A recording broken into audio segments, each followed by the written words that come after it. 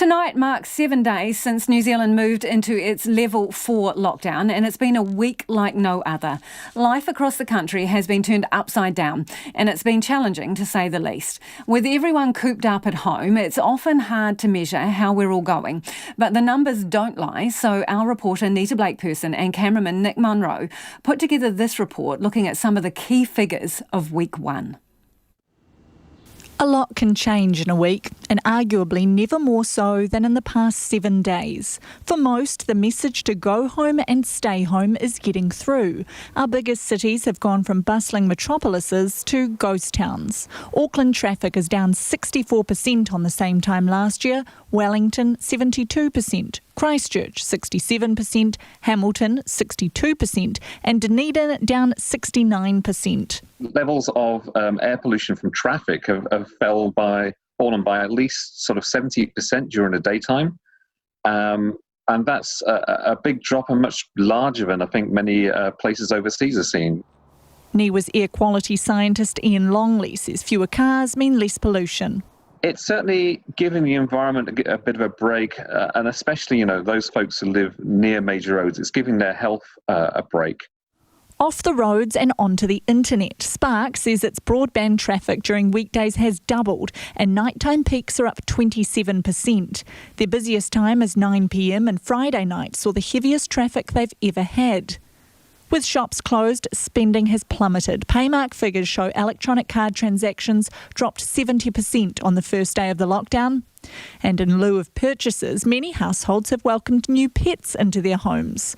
The SPCA's Dominique Leeming says adoptions skyrocketed leading up to the lockdown. We were able to adopt out 1,157 animals between Friday the 20th of March and the close of business on Wednesday the 25th. So that's around 3 times the number we would normally adopt out in a week, which was just amazing. So far, the SPCA hasn't seen any increase in the number of animals being dumped. Amidst the lockdown, of course, life and death must go on, but that too has changed drastically. Over the past week, more than 500 babies have been born. That's 500 newborns who haven't been able to meet anyone beyond their bubble, and parents who haven't been able to get the usual wraparound support they might from the community. And death rituals have changed too. More than 440 people have passed away during the lockdown. Simon Mannering of the New Zealand Funeral Directors Association says none of them have been able to have funerals. We're working in a different environment. It's a challenging environment. While the daughter of the deceased may have been in the bubble, what about the other 7 siblings? While the government message to stay at home may seem a simple one on the surface, Auckland psychotherapist Lynn Dunphy says the lockdown is much more than that. A situation like this where there is a kind of, on the one hand, a clear threat in terms of the Covid-19 virus, there is also a threat to our sense of well-being and connectedness with other people. The sorts of incidental exchanges that we have in a workplace or in a school setting, or, the people that you see as you collect your rubbish, or, your neighbours, those kinds of things are also threatened. And, we are not... it's like the no man is an island. We are hardwired for connection with other people. She says it's that connection that must continue beyond our physical isolation as we all come together with the number one goal of saving lives and beating the outbreak of Covid-19. Mō te hōtaka o te ahiahi nei, ko Nita Blake-Person aho. We have 47 new confirmed cases of Covid-19 and 14 new probable cases. There are no additional deaths to report, and we now have 82 reported cases who have recovered. So that gives us a total combined confirmed and probable cases in New Zealand of 708, which is 61 more than yesterday. We have 14 people in hospital with Covid-19, and the locations and details of that will be on our website. 2 of the 14 who are in hospital are in intensive care units, but they are stable. For those cases that we have information on to date, we still see a strong link to overseas travel, with just over half of all the cases reporting overseas travel, as well as links to confirmed cases within New Zealand of 30% and community transmission at about 1%. However, we continue to focus on getting better information on the data for community transmission. I now want to talk about the case definition. As the Prime Minister mentioned yesterday, our technical advisory group met yesterday, and today we will be issuing a new case definition. This case definition is used as a guide for clinical practitioners for diagnosis and testing. But we do rely on clinical judgment at all times for any assessment of any patient. The new case definition is now anyone with respiratory symptoms which are consistent with COVID-19 disease. Those individuals should be considered for testing regardless of travel history or contact with a confirmed case. We do know that this will result in more testing being done, which is good, and which we are also prepared for. Our testing capacity is currently 3,700 tests, and we are currently doing an average 1,843 tests per day based over the last 7 days. We are increasing our capacity to test as well.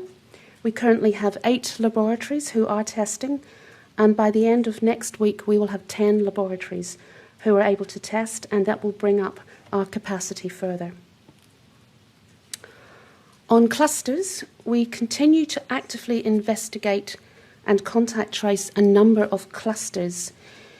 Clusters are defined as outbreaks, so there are cases which appear to be connected.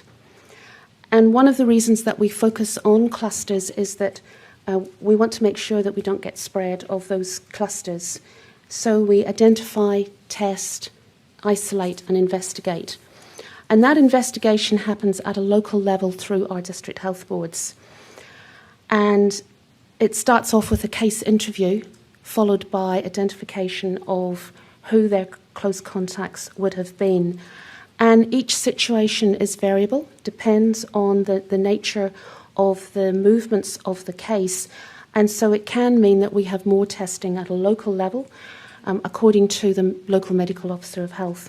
And the purpose there is to get good control of spread, but also it allows us to get better information about what is actually happening in that community. Our contact tracing continues. Yesterday we were in contact with 418 close contacts to give them advice and information about the need for strict, monitored self-isolation for 14 days.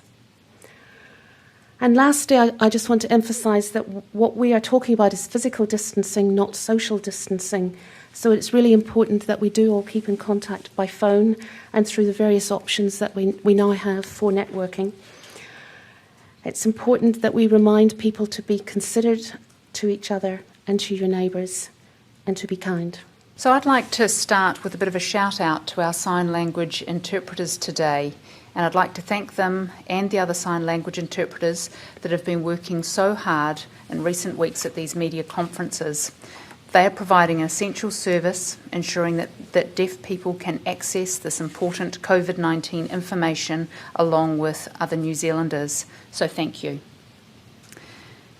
I'd like to recognise the role that Māori continue to play in the emergency responses, and we know from recent emergencies including the Whakaari, White Island eruption, the Christchurch mosque attacks, and of course the Kaikoura earthquake and tsunami and Canterbury earthquakes as well, iwi and Māori are a key part of any response, and they are connected across all levels of the COVID-19 response that is being undertaken. Civil Defence Emergency Management Coordination Centres at a regional level have iwi liaison embedded to contribute to the response effort and to leverage their significant community networks. Iwi and Māori organisations are mobilising across the country to support their communities and to help stop the spread of COVID-19. To support these efforts, the government last week announced a $56.5 million package to support a whole-of-government approach to providing health, social and economic support to meet the specific needs of Māori. This includes $10 million to support community outreach being distributed to iwi Māori groups and communities across the country, and $15 million to support whānau ora commissioning agencies in their work with whānau. I thought it would be useful to update you about the charter flight that started to take New Zealanders who have recently returned from overseas back to their regional centres. The first flight took 57 passengers from Auckland to Wellington and then on to Christchurch yesterday. These people have been in managed isolation in Auckland hotels since coming back from overseas, and we have another flight this afternoon, and there will be more in the coming days as needed. We are doing our best to move people who are eligible for these chartered regional flights as soon as we can. All passengers on these flights had pre-health checks and were without COVID-19 symptoms. They must all go into self-isolation once they get off the flight. It's been a very complex exercise to make these flights happen, and it's just one example of the tremendous work being done by national and local government working alongside the private sector. Yesterday, the Minister of Civil Defence extended the state of national emergency for a further 7 days. The Minister has extended the state of national emergency to ensure we continue to have all of the resources, support and powers we need to prevent the spread of COVID-19 in our communities. Under the Civil Defence Emergency Management Act, a state of emergency expires after 7 days after it's declared, unless it's extended or terminated earlier. The 7-day limit is a safeguard, as the powers made available to me as Director and to local controllers are far-reaching and are only needed when we're dealing with an emergency. States of emergency can be extended as many times as needed, but each week we will be applying a stringent check to make sure that we do still require those powers and we meet the tests that are set out in the Act. I'm aware that some people have been confused about the difference between a state of national emergency and COVID-19 alert levels, so I'll try and explain. The state of national emergency and COVID-19 alert levels are two distinct and separate things. The alert levels specify the range of measures that we are taking against COVID-19. A state of national emergency provides the people managing the response in an emergency, and in this case COVID-19, to access powers that they need but would not normally have. The alert levels can be applied without a state of emergency, and a state of emergency can be declared without alert levels being used. However, the powers made available by the state of emergency do support and help us enforce the measures being applied. The powers have been used a number of times so far, including to stop people doing non-essential activities and to requisition a car park so it can be used as a community-based assessment centre. These powers are complementary to the powers under the health legislation. We can reiterate the importance again of staying home saves lives. The message is simple, and you've heard it from me and others before. We're all in this together. Most New Zealanders are continuing to stay at home and help keep everyone safe, and we know and recognise we're asking a lot of New Zealanders when it's challenging, and we thank you for your continued efforts. We're aware that in some communities there's been expressed concerns about the welfare of their residents, and some have taken steps to express their concerns, including signs or road obstructions to prevent travel in or through their area. Where police are aware of these, they have been speaking to those involved and have provided education and advice to ensure the safety of all members of our communities. The police focus remains on maintaining public safety, security and public order, and everyone can assist by continuing to self-isolate in their own home. Please do get outdoors for some fresh air and exercise, but do stay local. Travel should be restricted to that essential travel and for people to buy food or medical supplies. So finally, I'd just like to say again, thank you to everyone for everything you're doing to help us break the train of transmission. As you will have heard this morning, there are 61 new cases today.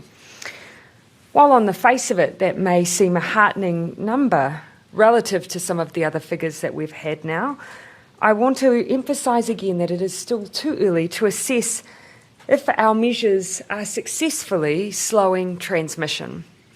Because COVID-19 takes a while to incubate, we could still see increases in our numbers in the days to come, off the back of transmission in the community prior to the lockdown that may yet be rearing its head in visible symptoms.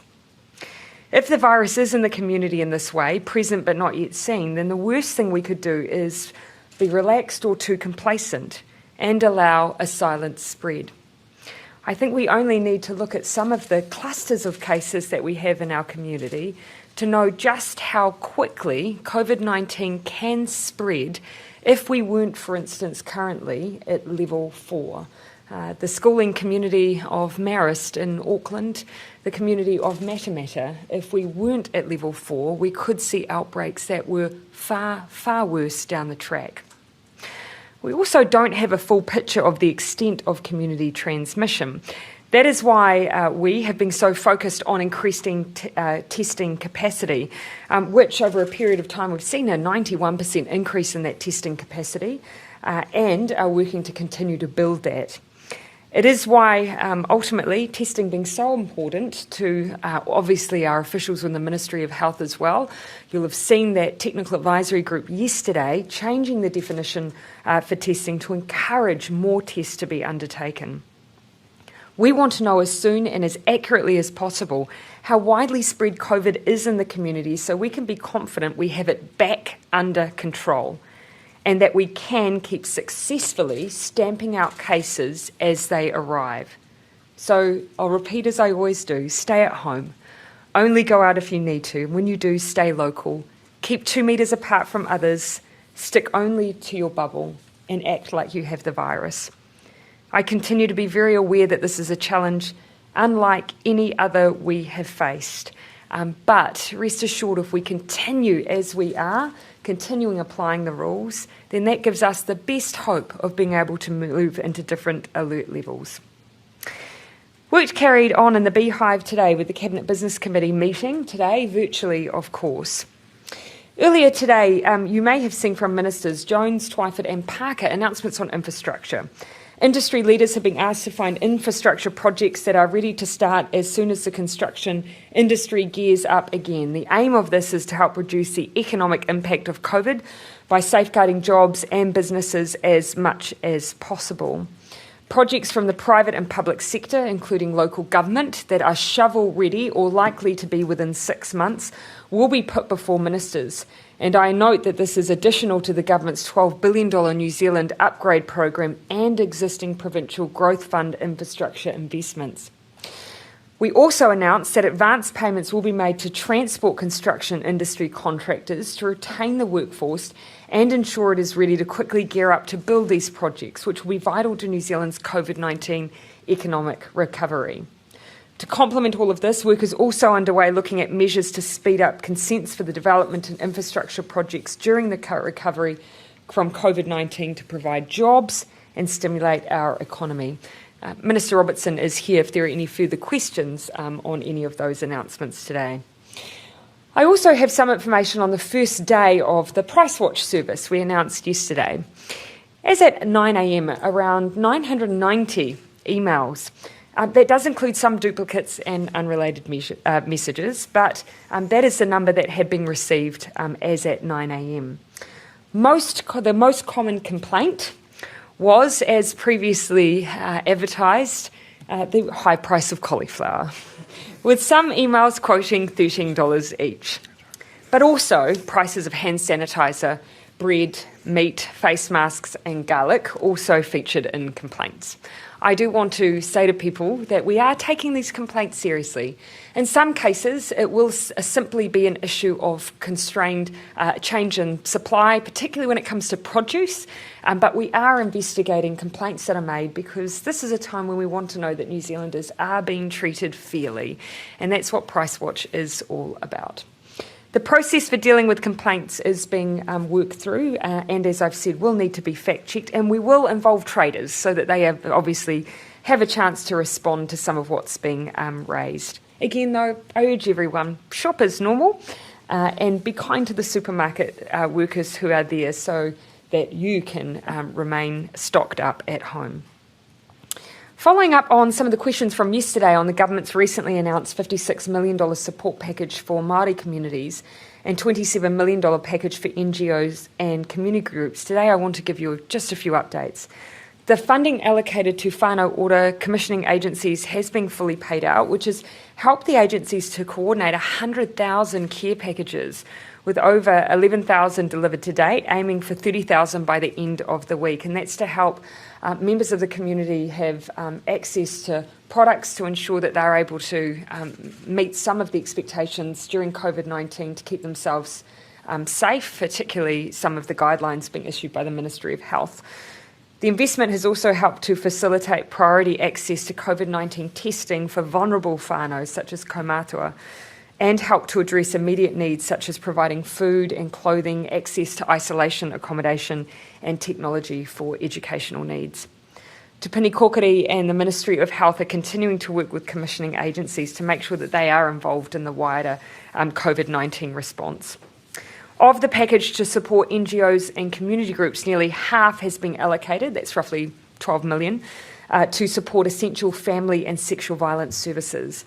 That includes one-off grants to the likes of Women's Refuge and other services to provide residential support to ensure women and children can move to safe accommodation or stay safe in their homes with the perpetrator removed, and an immediate $1 million boost to beef up the capacity for crisis and helpline services.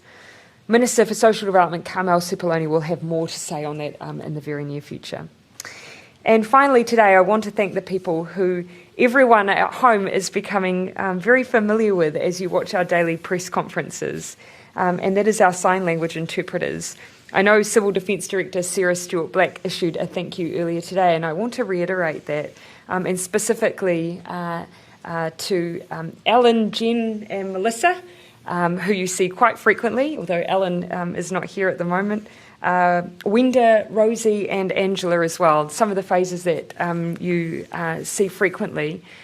About 4,000 to 5,000 New Zealanders are deaf and rely on New Zealand Sign Language as their first language. It is one of New Zealand's 3 official languages. And remember, their singular focus is to make sure as many New Zealanders as possible know what is going on, not just here in Parliament, but in New Zealand and around the country. And I know there's also much interpretation work going on alongside the huge increase in video conferencing as well. It is an exceptional feat and at a vital time when we need information to reach as many New Zealanders as possible. I know a few of our sign language interpreters have rightly gone viral, and I hope what will also go viral is our gratitude for the incredible role and important work that they do. So thank you. A Christchurch man who's been diagnosed with COVID-19 says it took 3 attempts to get tested because he hadn't travelled overseas or knowingly been in contact with an infected person. Health authorities have now widened the criteria to include people with coronavirus-like symptoms, including a cough, temperature or shortness of breath, even if they don't have links to overseas travel. The goal is to expand testing capacity from about 3,700 tests a day to 5,000. Journalist Tom Kitchen has been in self-isolation with his flatmates since his diagnosis last Tuesday. I spoke to him via Skype and asked him how he's feeling now. Most of all, it's just a bad cough. That's plagued me throughout the whole sickness. I didn't know what it was at first, but then it turned out to be a cough, and then later down the track it was a bit of a fever, and then what do you know, I'm diagnosed with COVID-19. So how long ago did the symptoms start, and did they escalate? The symptoms started last Tuesday, so not yesterday, but the Tuesday before that. It was just a really bad cough. That was the first day. It just started in the afternoon. And then after that, I had a very, very mild fever. And then the next 2 days, I had a terrible headache. So the first thing I did was I rang Healthline, and they said I didn't meet the criteria to be tested because I hadn't been overseas, neither had I been in contact with a confirmed case. I rang my doctor next, and he wasn't too sure what to do at first, but he thought the symptoms sounded a bit like COVID-19. So he decided to refer me to a test, But that came back and they said, no, they won't test me because I don't meet the case definition. So what do you make of the effort that you had to go to get tested in the first place? Quite a significant effort. I'm really glad to see that they've changed the case definition from today. And I hope that will mean a lot more people are tested, but I just wish that had been put in a little bit earlier. So do you have any idea at this stage where you've picked it up from? It's strange. I was in contact with someone that went to the World Hereford Conference, but they haven't had any symptoms. So it could be that, but it could be something else. It could be community transmission. I really don't know. So what happens once you're confirmed in terms of the contact tracing? Did they do a big interview with you? Do you know how many of your contacts they're now contacting? Well, my two flatmates, they're the key, really. They have to self-isolate for quite a long time. But apart from that, I just sent them a list. I sent Public Health a list of where I'd been over the last few days. It's quite a long list of where I'd been and what time. And that's about all the information I can really give them to the best of my knowledge. So how are the flatmates doing then? They have to remain in self-isolation. I think that's a bit hard for them. They actually have to remain in self-isolation for 2 weeks after my symptoms go. So who knows how long that's going to be. It's just a whole lot of uncertainty at the moment. So they're not showing any symptoms right now? Not at all, not at all. And in terms of your road to recovery, what have they told you to expect, the health authorities? It's really difficult. What they do every day is they call me and they ask, how am I? Have my symptoms become worse? Luckily, they haven't. The worst it was Tuesday, Wednesday, Thursday when I was first diagnosed. But they're just telling me to stay put and keep safe and keep self-isolated. It's anyone's guess to how long it'll take until the symptoms go. Do they ask you specifically if you have broken protocol, if you've kind of wandered out of the house or anything? Do they actually check that? They do actually. They checked with me yesterday. They haven't called me today, but they checked with me yesterday. They asked if I'd been out of the house, and I certainly said no. Right. Are you climbing the walls there?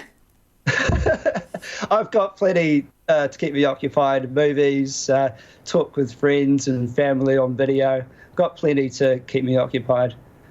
So, hey, if you hadn't travelled and you didn't come into contact with someone you know had COVID-19, was it a bit of a shock when they told you that you had tested positive for it? It was an absolute shock. I didn't think that would happen to me. I thought it had to be a negative. I didn't meet the case definition. I thought, no, I can't have COVID-19. But I got that call and I just had to deal with that news. Just have to keep smiling and do what you can to stay well. So how did they break it to you? Did they ring up and how does the conversation go? Well, they asked me where I worked first, and then just a few sentences later they said, "You've tested positive." And my reaction was, "Oh, well, that's a shock." And then immediately at that point they tell you to stay put, is it? They do. They send you an email with a whole lot of information about what you should do, and they talk to my flatmates every day as well and make sure they're okay. So how long after that initial diagnosis did they start chasing you for your contacts? It was immediately. I had probably about a half an hour phone call with them, and then I sent through a bit more information via email.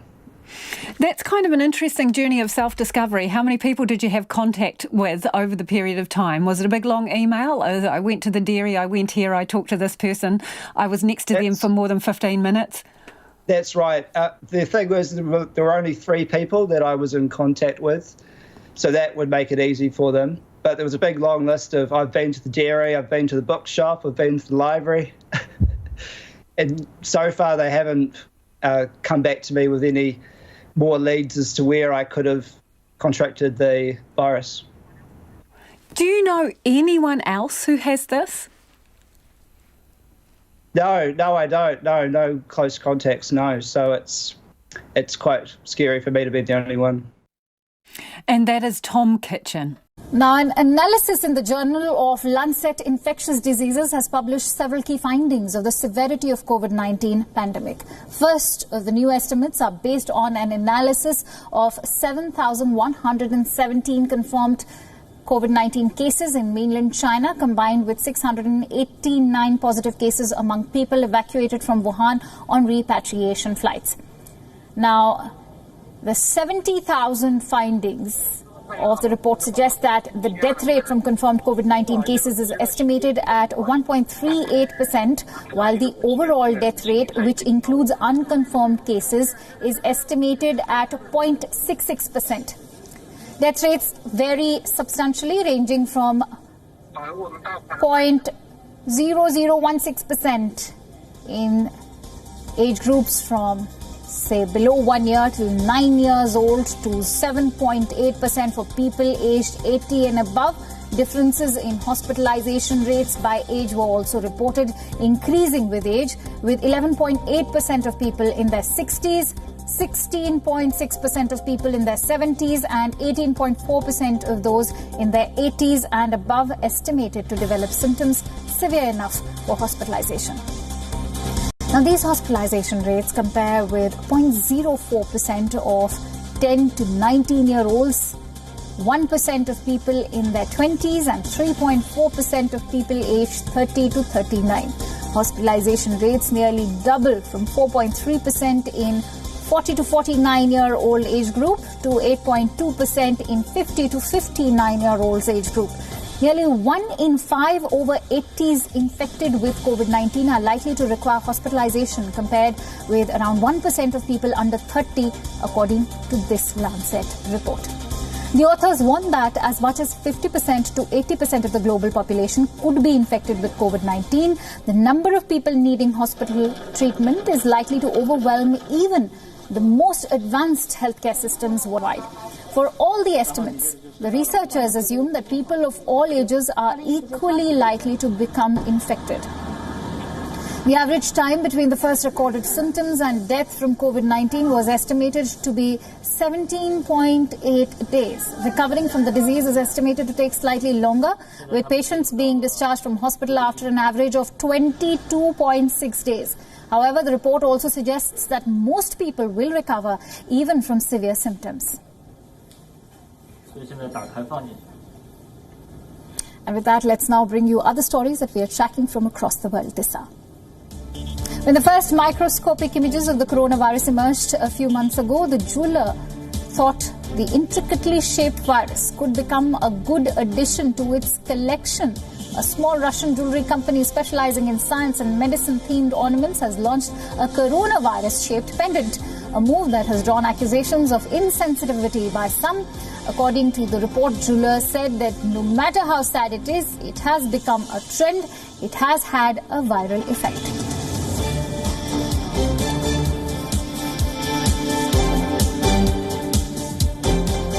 Syrians cheered and whistled from inside their homes as darkness fell in support of the country's healthcare workers fighting against the coronavirus outbreak. Syria said its confirmed cases has risen to 10, including 2 deaths. But medics and witnesses say there are many more. Officials deny a cover-up but have imposed measures including a nationwide night curfew to stem the pandemic.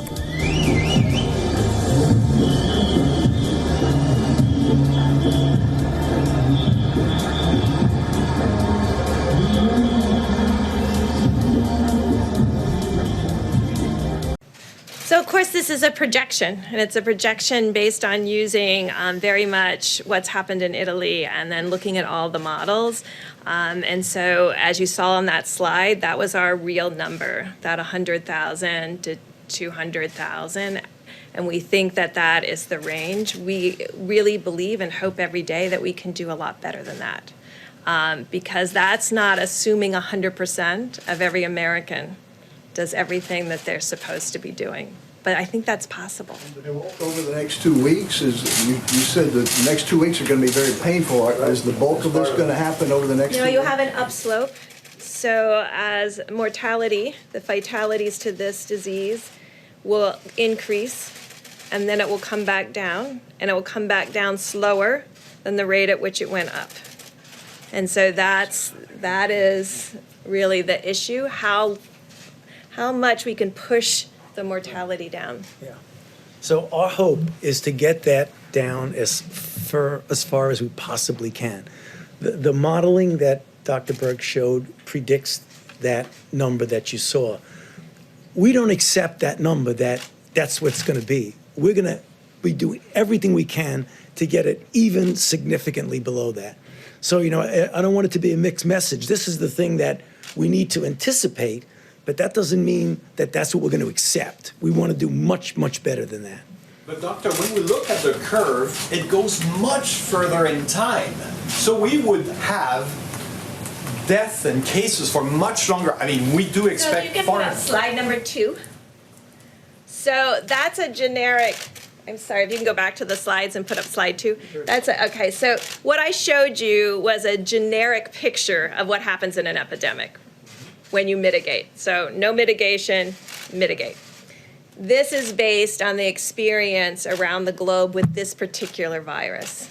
And so it does have a tail, but the peak you can see by this projection, and this is the IHME data, the peak is over the next 2 weeks, and this is tracking mortality, so the number of fatalities from this virus. And so that's the part that we think we can still blunt through the superb medical care that every client is receiving, but also even more stringent people following the guidelines. I can't see the small characters, but are we seeing deaths until June?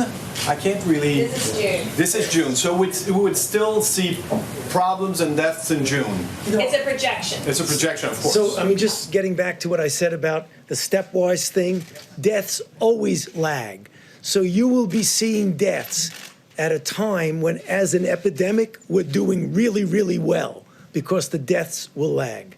Several countries around the world have put in place multiple interventions aimed at curbing the spread of COVID-19, from social distancing to travel restrictions to massive lockdowns. These non-medical interventions, given the lack of a vaccine, have managed to considerably ease the burden on a country's healthcare system, and in many cases flattened the curve of transmission altogether. The Imperial College of London, in a recent study, has managed to infer the impact of these interventions across 11 European countries. The study suggests that strong social distancing measures aimed at slowing the spread of the virus across Europe were estimated to have averted thousands of deaths. From isolation of confirmed and suspected cases to closing schools and universities to banning mass gatherings, and most recently, wide-scale social distancing, including local and national lockdowns. Such interventions were aimed at managing the epidemic in many European countries to prevent an unmitigated rise in the number of cases and overloading healthcare capacities. The latest modeling shows that these measures may be having a significant impact, potentially averting up to 120,000 deaths across Europe.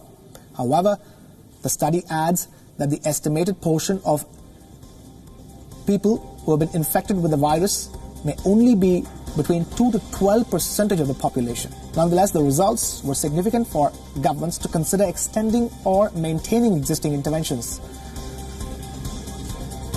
The study used real-time daily data from the European Centre of Disease Control on the number of deaths in 11 European countries: Austria, Belgium, Denmark, France, Germany, Italy, Norway, Spain, Sweden, Switzerland, and the United Kingdom. In the case of France, Germany, Italy, for instance, Germany was one of the first European countries to put suspected cases in self-isolation. On the 5th of March, Germany mandated self-isolation, while Italy and France began advising self-isolation on the 9th and the 17th of March, respectively. Italy was, however, one of the foremost European nations to encourage social distancing on the 9th of March. Germany and France mandated it on the 12th and 17th, respectively. Italy was also one of the first countries to ban public events, while France wisened up on the 13th of March and Germany much later on the 22nd of March. Lockdowns were mandated by Italy on the 11th of March, while France issued lockdown orders on the 17th, and while Germany did much later on the 22nd of March.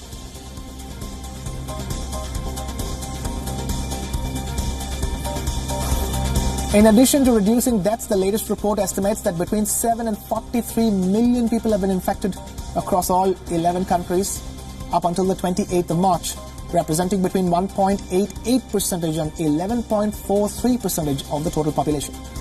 However, it may still be too early. The researchers warn that to conclude whether recent infections have been effective, more study is required, since there is a time delay of 2 to 3 weeks between when transmission changes occur and when their impact can be observed. Researchers say it is critical that the current social distancing measures remain in place and trends in cases and deaths are closely being monitored in the coming days and weeks to provide reassurance that transmission of the virus is slowing. Two different tests can achieve these separate goals. The first is the PCR, or polymerase chain reaction test, that's being used on a large scale globally. It's a simple test where a swab from the back of the throat or nose is taken. The result can be obtained in a couple of days. As the test looks for the existence of genetic material from the virus, it's considered extremely accurate. The second type of test is for those who have had the infection. It looks for antibodies to COVID-19 and is also regarded as extremely accurate.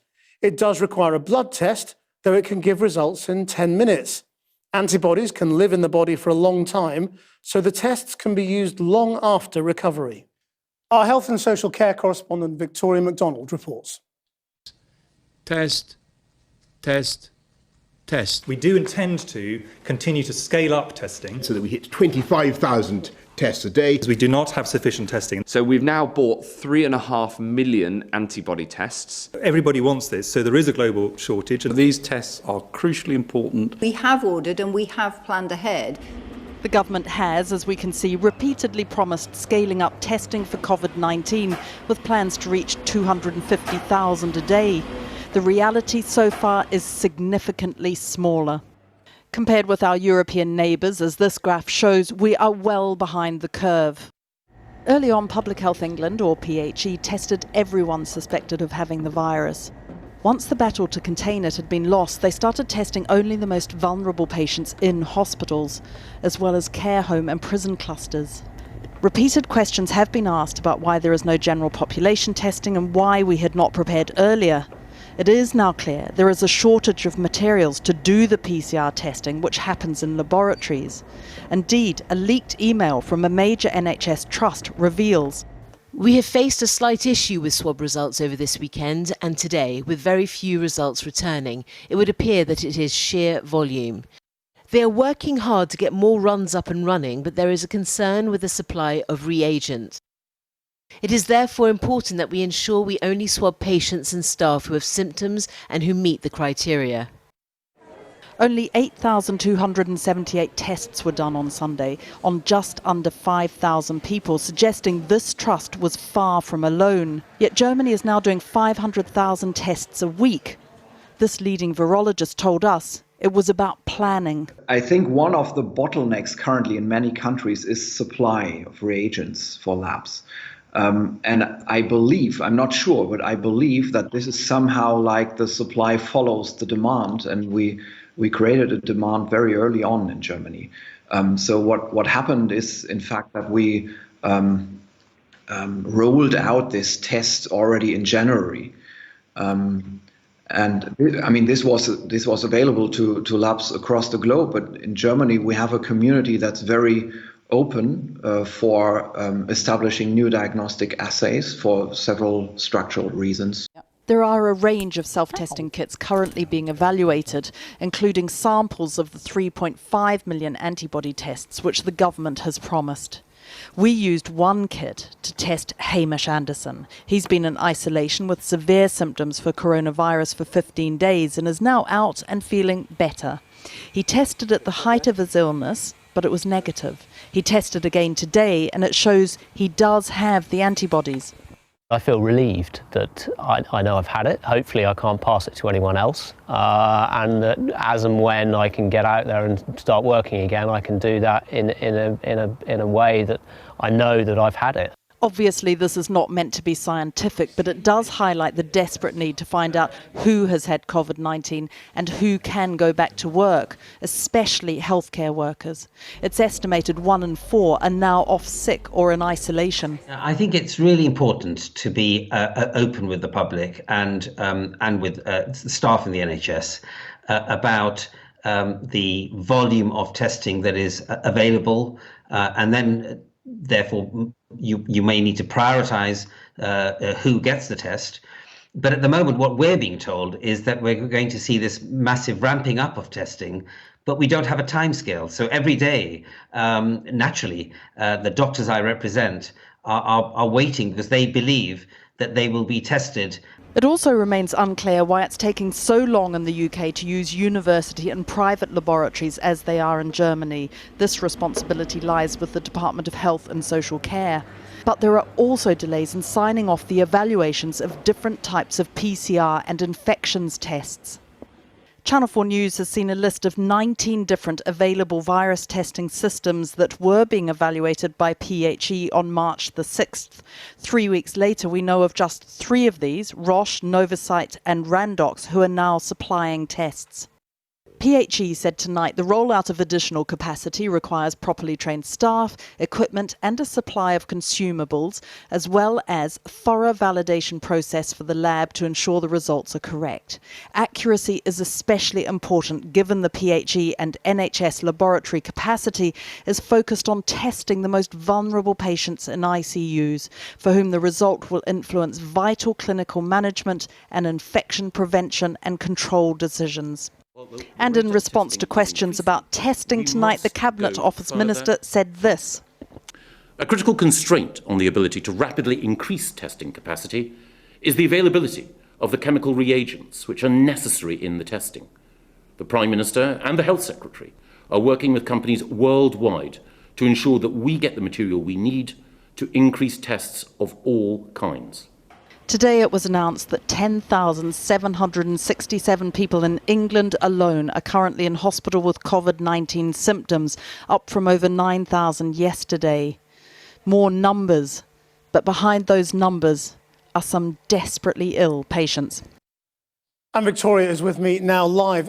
What is going on with testing? Well, it is one of the first acknowledgements that we've had from government today that there is this problem with supply, although we perhaps have known this for a while ourselves.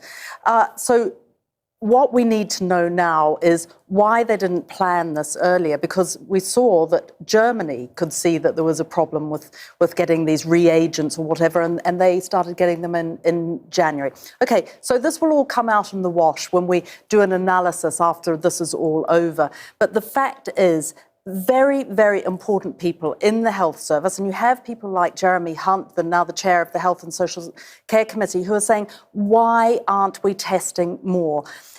And it seems to me that there is a systems problem, that this problem with not getting university labs up and running, the problem with not getting the testing done quicker, it's inexplicable when we know just how urgent this problem is. And I don't doubt that everybody involved wants the best, that they do want to test, but there is some barrier, and it's not clear, and it's not just that there isn't enough reagent. There's something else going on. Now, we also saw a big jump in the absolute number of deaths being reported today, but there is also some confusion around those numbers, and they slightly change according to what you're looking at precisely. Can you explain this? No, I can't entirely, actually, Chris. I wish I could. But for all of us, there are problems with all the numbers. It's the same with the testing. So it looks like some of the trusts are reporting over 3 or 4 days. We saw that with Northwick Park last week. Some trusts are reporting on the day or up to the weekend. Then we have the Office of National Statistic figures, which came out for the first time today, which are looking at community deaths and deaths in care homes, for instance. Now, they increased the figures up to March the 20th, the death rate figures, by 24%. So you can see there is a problem already in comparing like with like. Yesterday, we saw lower than expected death figures. Today, we're seeing quite a big increase. And it's very hard then to see whether there's a levelling off or where we are in terms of the epidemic, except that we know probably that it is still going up and up and up. The fact is, and as I said in my film just now, of course, behind every single one of these figures are people, real people. And we probably can understand that there are some people out there who have died, who we will never know had coronavirus, it will never be attributed to. Because they weren't tested before they died? No, because they weren't tested or it wasn't put on the death certificate. Victoria, thank you very much. With the speed of testing for coronavirus being deemed an absolute priority, as you've heard, scientists in Liverpool are among those working to establish whether new 10-minute tests are accurate and can be rolled out for widespread use. But they say it'll be weeks rather than days before the tests can be properly validated.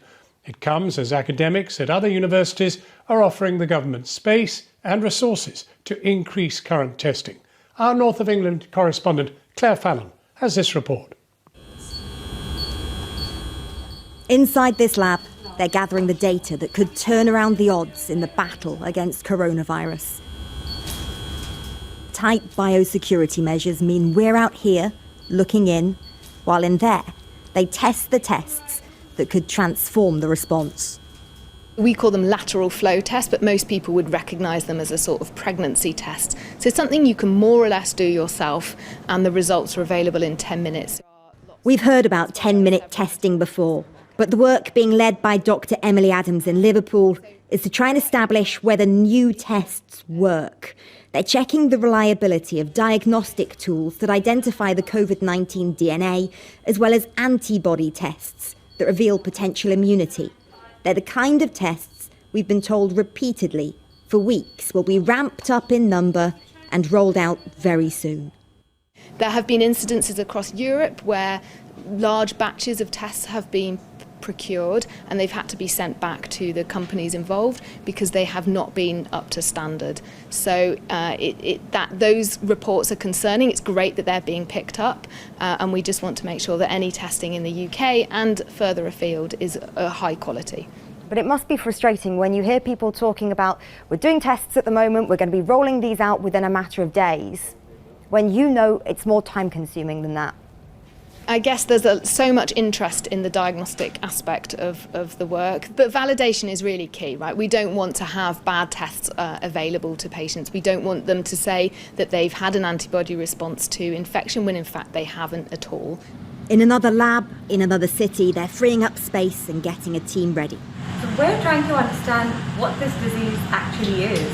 We're also interested in why these patients are responding in some cases and not others. We're trying to understand why some people die and some people do not. Our main aim is to save as many lives as possible in the short, medium and long term. The University of Manchester and the city's hospitals are pooling resources and knowledge and have formed a rapid response research unit. Professor Graham Lord told me, as the number of cases accelerates in some parts of the north, they may need a different approach to that in London. Greater Manchester has an older, less healthy population than London on average. And we know that this virus is particularly severe on older patients and patients with what we call comorbidities. But my concern is that it can potentially widen those health inequalities, because I think the population of Greater Manchester and the north more generally are likely to be more severely affected. It's a bleak prospect, but as so many have said, more testing is vital in shifting the odds and saving more lives. We have asked the government to come on the programme, but no one was available tonight. Earlier, I spoke to Dr. Rangarajan Sampath from the Foundation for Innovative New Diagnostics, who's working with the World Health Organization on diagnostics for COVID-19. And I began by asking him if the UK government's ambition to test up to 25,000 people a day was enough for a population of 65 million. I can tell you, just listening to the volume of test requirements, that's not going to be adequate for a population within the UK. And I can imagine a place like London with its population and the demand for these tests will be quickly overrun in a hospital-based setting, given the limitations similar to what most other countries have experienced. I mean, at the moment, people who are admitted into hospital with severe coronavirus symptoms seem to be getting tested. Some healthcare workers, some VIPs, politicians, royal family, that kind of thing. What does that mean for the reliability of statistics about the rate of infection? Because they've also said today that, the green shoots of perhaps flattening are beginning. Can we rely on those sorts of numbers? It's a start, but we know that it's not going to give you the full picture.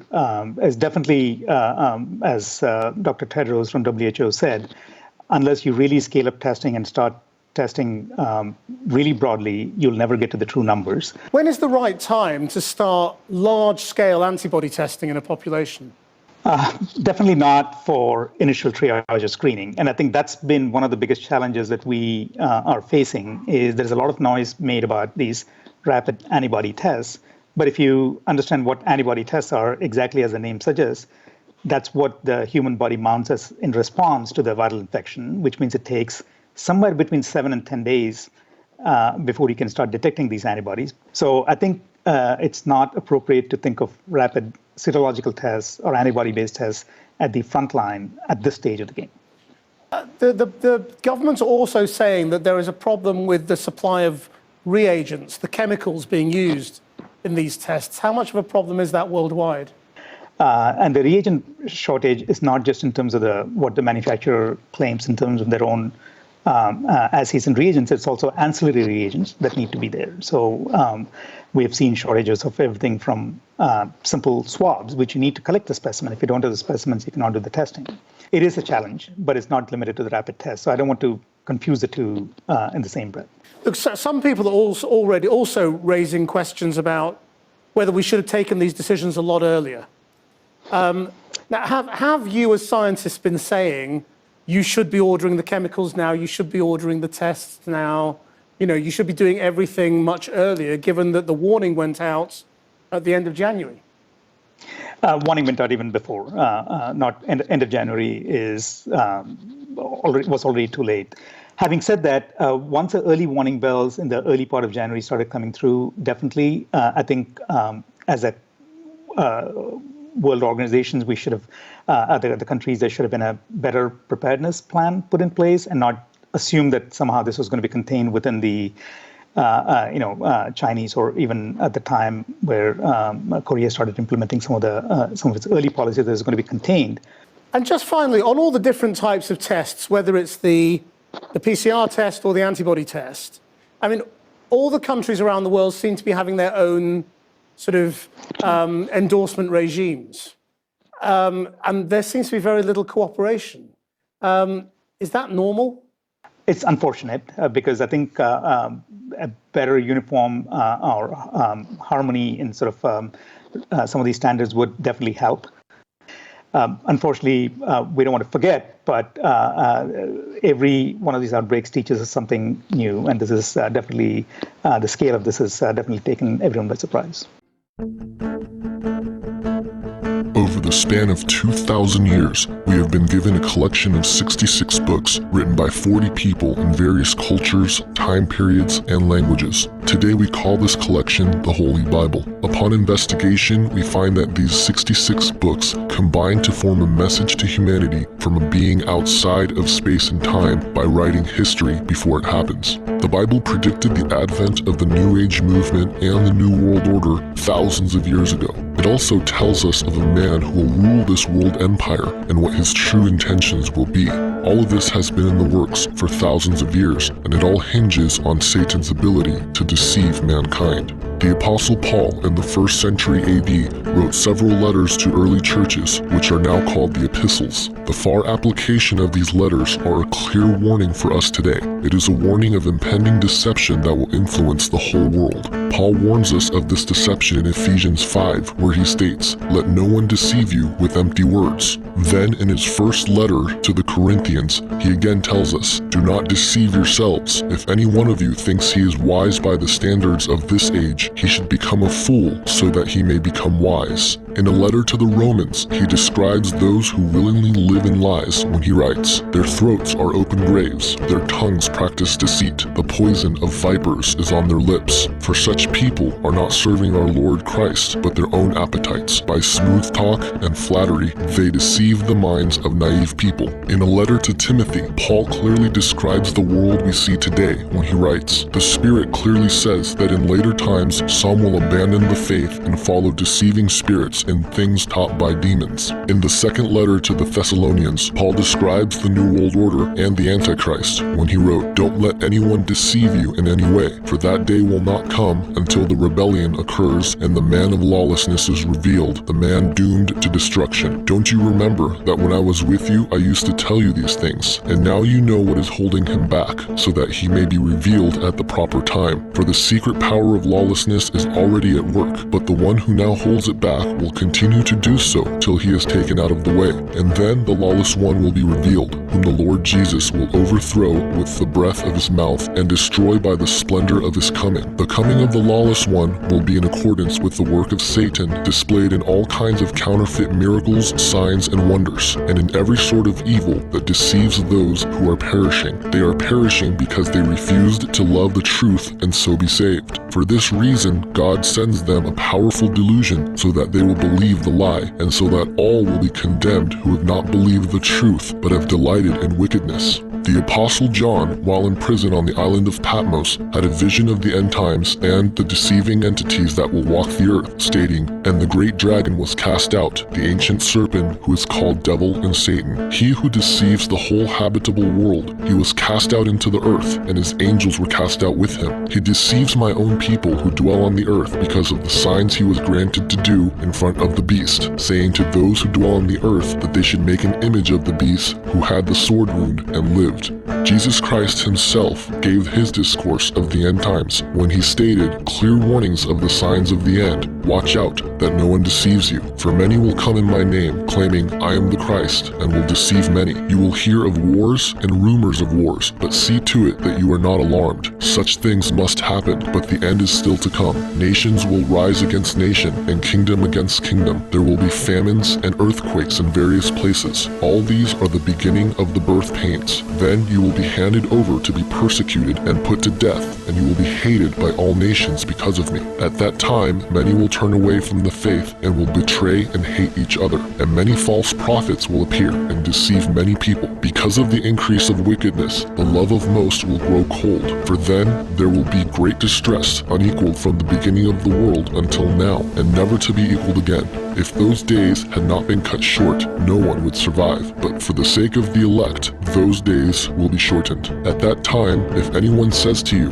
'Look, here is the Christ,' or 'There he is,' do not believe it, for false Christs and false prophets will appear and perform great signs and miracles to deceive even the elect, if that were possible. See, I have told you ahead of time. Jesus Christ died for the sins of all mankind. That means he died for the New Agers, the Freemasons, those in the Illuminati, the world elite, the Luciferians, the Satanists, and even me and you. God himself, taking on humanity, has given mankind a free gift of salvation and of true spiritual freedom. Now we all have a choice. We can live in darkness, allowing evil to enter our lives and unwillingly support the work of Satan and his fallen angels. Or we can let Jesus into our hearts and be spiritually saved forever.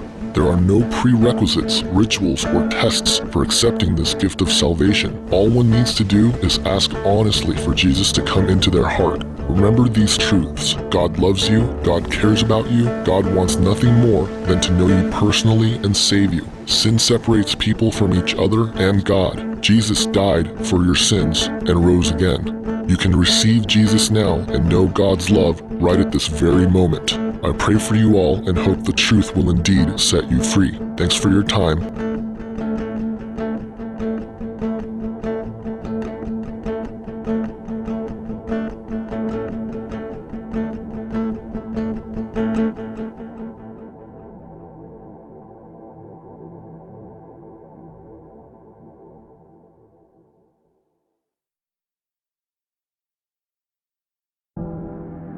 I think in conclusion, I'd like to appeal to those people that have been researching this for any length of time, specifically long periods of time, maybe even years. To you, I don't think this is going to require a lot of convincing. I think that subconsciously you know that a lot of what was said here is true.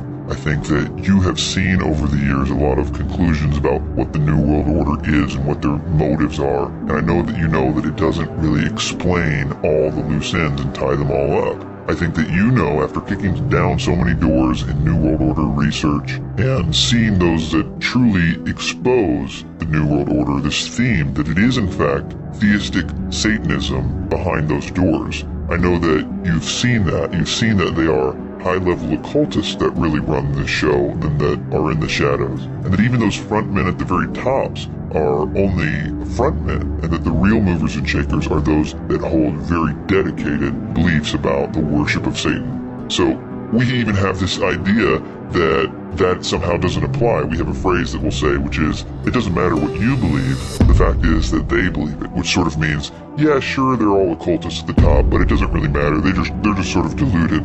And I think that's a very dangerous position, because if you actually are saying there that it doesn't matter, it's not actually true, there isn't really a Satan and there isn't really a power that they're serving, then we should just, again, think that this scenario has something to do with whatever we make it out to be. It certainly can't be about a cosmic war of good and evil, because we've already decided that that can't be true. Yet at the same time, we're pointing out that these people are knowingly worshiping Satan, which is something that the Bible has said has gone on from the very beginning. The kings and queens of all the old systems were always sacrificing their children to various gods and Moloch and these types of things. And they are still doing it today and are gaining power from it. The problem with believing that is it makes too much sense that all of this energy with the New Age preachers and teachers and truth movement icons and gurus are doing mainly two things. One, they're promoting this idea of a New Age coming in which you're going to be God and you're going to be evolved and all the obvious stuff that's preparing you for the system of the Antichrist. And the other part of that is they're telling you that Jesus isn't good, you shouldn't pay attention to him, or at least they're trying to misdirect you, tell him he's just this other guy, he's not really who the Bible says he is, or they're trying to discredit the Bible. There's only two things that these guys are doing. They're telling you and preparing you for the new system that you're going to think is your utopia, and then they're telling you to not pay any attention to the man that the Bible said would crush the one that these people at the top are worshiping. Does anybody see a problem with that? That we have been told what to think about the Bible and Jesus Christ by Satanists. The problem here is that what we've been told and what we've been prepared to believe is all what we would choose to believe. It's all very seductive. They're telling you that you can be as God. They're telling you that there is no real accountability for your actions, that anything that you want to do is good and normal and should be praised. These ideas are very difficult to resist. Truth really is irrelevant at that point, because we will fight to defend those ideas, regardless of if they are true or not. And that's why there's so many conflicting quote-unquote truths in the New Age and in the truth movement. You know, that's why the first thing that you're taught in the truth movement is that truth is relative. Oh, it doesn't matter, your truth is just as good as my truth. And we'll fight to defend this completely erroneous idea. I've got news for you. It doesn't matter what way the universe operates. The fact is that it does operate one particular way, cause and effect in a closed system. We are dealing with absolute truth. Maybe yours, maybe mine, but it is absolute, and it is one. We should be concerned about looking for the truth. And I suggest to all you researchers out there that you already have enough evidence to know that Jesus Christ is who he says that he is. You owe it to yourself to figure out more about him the way the Bible says that he is. Not the way that the New World Order says that he is, but the way the Bible says that he is. The Bible has been continually discredited. You're told not to listen to it. You're told not to pay attention to it. They do everything under the sun to keep you from it. They always have. So why don't you just realize that and take the time and figure out who is Jesus according to the Bible?